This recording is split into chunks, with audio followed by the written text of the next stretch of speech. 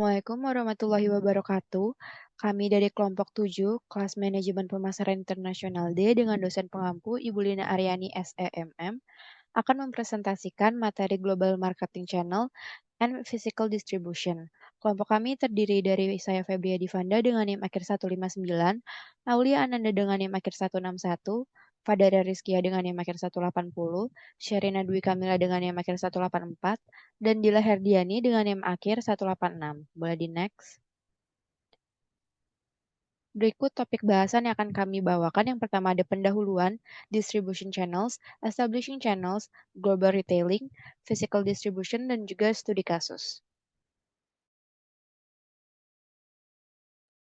Kita masuk ke pendahuluan, di mana saluran distribusi global dan distribusi fisik merupakan aspek yang sangat penting dalam pemasaran internasional, karena ketika perusahaan ingin memasuki pasar global, mereka harus mempertimbangkan bagaimana cara menjangkau pelanggan yang potensial di seluruh dunia dan memutuskan jalur distribusi mana yang paling efektif dan efisien. Boleh di next.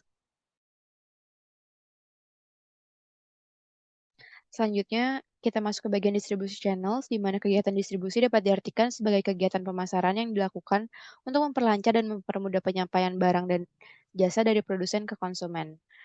Hal ini dilakukan untuk menciptakan utilitas bagi pelanggan dalam bentuk tempat, waktu, bentuk maupun informasi. Boleh di next. Selanjutnya, saluran distribusi produk konsumen dan industri itu berbeda, di mana produk dan layanan konsumen memiliki 6 alternatif struktur saluran. Seperti contohnya perusahaan eBay, dan juga produk industri memiliki 4 alternatif struktur saluran seperti perusahaan Seiko dari Italia. Boleh di next. Selanjutnya kita masuk ke establishing channels and working with channel intermediaries.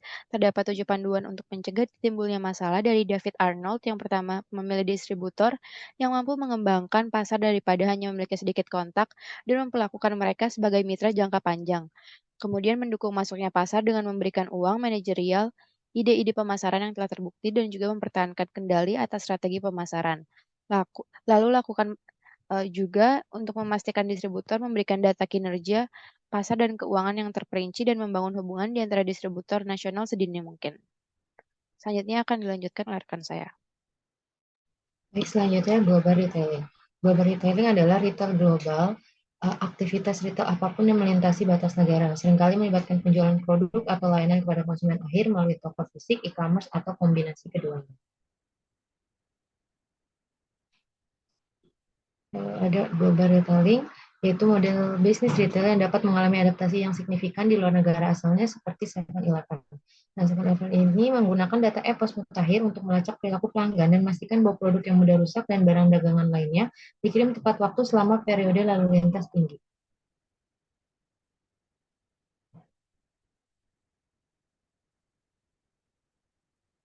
Lalu ada jenis operasi retail, yaitu toko retail dapat dibagi menjadi beberapa kategori sesuai dengan luas lantai kaki persegi, tingkat layanan yang ditawarkan, lebar dan kedalaman produk, atau kriteria lainnya. Lalu untuk jenis operasi retailnya ada department store, yaitu contohnya Mitsukoshi, lalu pengecer khusus, dan contohnya The Body Shop. Lalu untuk supermarket contohnya Tesco, untuk toaster contohnya 7-Eleven, dan pengecer diskon contohnya Walmart.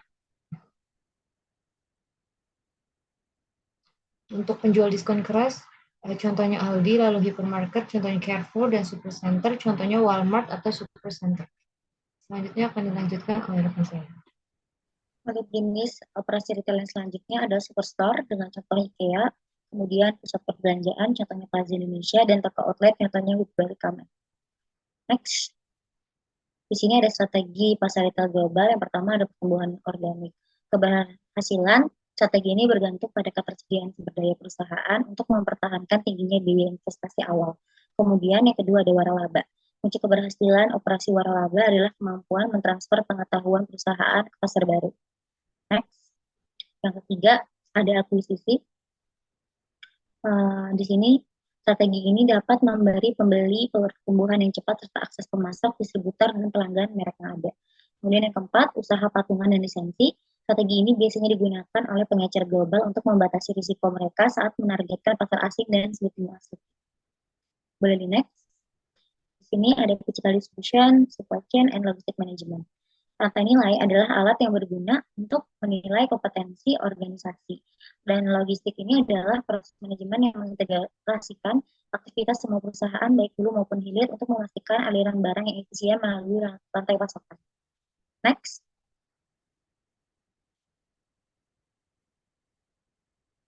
Distribusi fisik dan logistik adalah sarana di mana produk tersedia bagi pelanggan kapan dan di mana mereka menginginkannya. Next, akan dilanjutkan oleh rekan saya.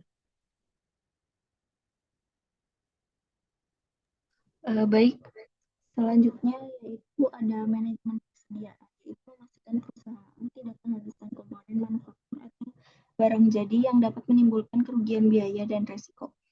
Selanjutnya keputusan transportasi, yaitu menyangkut metode atau mode yang digunakan perusahaan saat memindahkan produk melalui saluran domestik dan global. Boleh next.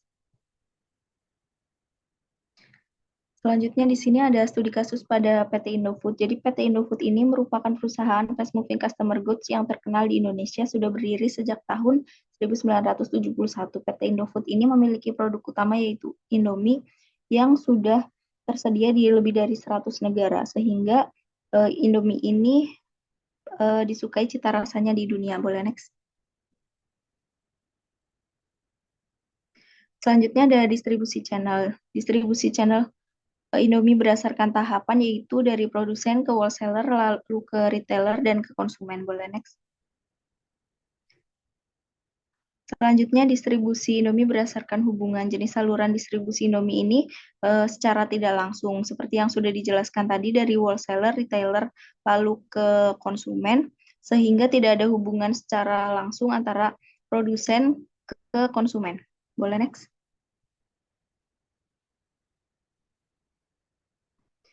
Selanjutnya ada distribusi Indomie berdasarkan geografis. Jadi jenis saluran distribusi Indomie ini pedagang nasional, karena produk Indomie ini saluran distribusinya berskala nasional, melayani permintaan dari berbagai wilayah di Indonesia dari Sabang sampai Merauke. Walaupun sebenarnya Indomie juga sudah mendunia, namun pada negara-negara tertentu ini biasanya stoknya terbatas.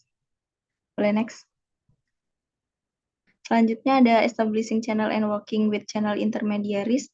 Jadi cara Indofood membangun saluran distribusi dan bekerja sama dengan perantara saluran distribusi. Yang pertama itu pilih distributor, yang kedua manajemen rantai pasok yang efektif, yang ketiga ada menyesuaikan produk dengan selera lokal, yang keempat strategi distribusi, channel, dan kemitraan lokal. Selanjutnya dilanjutkan rekan saya.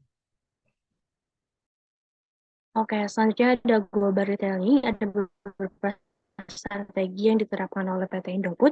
Yang pertama ada riset pasar global, yang kedua penjagaan kualitas dan layanan pelanggan, yang ketiga penyesuaian kemasan dan branding, yang keempat penetrasi pasar, yang kelima pemasaran dan promosi, yang terakhir ada adaptasi produk. Next.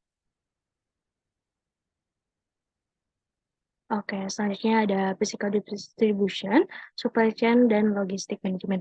Physical distribution, PT Indofood ini harus membuat dan menjalankan strategi distribusi fisik yang sesuai. Lalu ada supply chain untuk menjamin ketersediaan bahan baku, komponen, dan suku cadang yang dibutuhkan dalam proses produksi. Lalu dari logistik, PT Indofood ini harus secara efektif mengelola aspek logistik secara pengiriman, pergudangan, pengendalian inventaris, dan lainnya. Oke, next.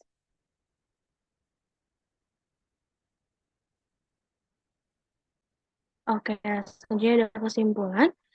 Jenis operasi retail ini meliputi ada department store, pengecer konsumen.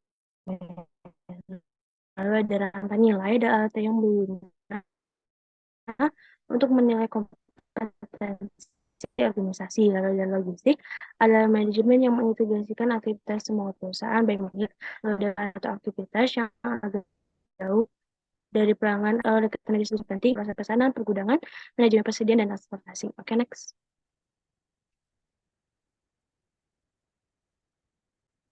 Oke, sekian presentasi dari kelompok 7, kurang lebihnya mohon maaf. Wassalamualaikum warahmatullahi wabarakatuh.